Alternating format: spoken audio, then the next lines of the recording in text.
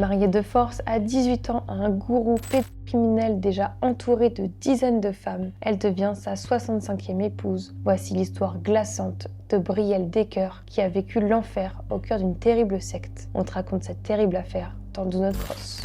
Brielle Decker naît et grandit dans une petite communauté religieuse du sud de l'Utah, à l'intérieur de l'église fondamentaliste de Jésus-Christ des Saints des Derniers Jours, la FLDS, une secte polygame dérivée du mormonisme créé dans les années 30.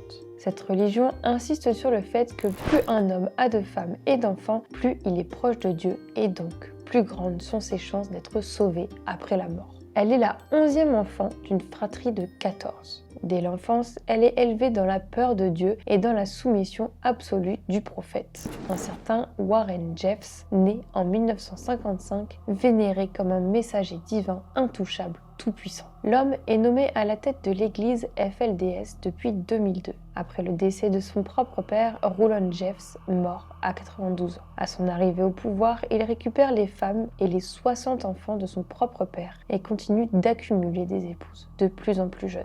Avant de devenir prophète, Jeffs était directeur de l'Alta Academy, où Brielle et des centaines d'autres petits étaient endoctrinés toute leur enfance avec les enseignements de l'Église. Chez elle, on ne parle pas de liberté. On parle d'obéissance, de pureté, de silence. Les filles doivent porter de longues robes pastel, garder les cheveux longs, baisser les yeux, prier et surtout obéir aux hommes.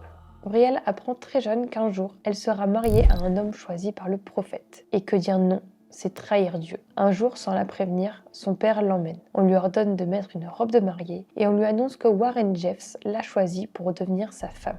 C'est un honneur. Elle a à peine 18 ans et ne l'a jamais rencontré. Mais elle n'a pas le droit de refuser et en quelques minutes, son destin bascule à jamais.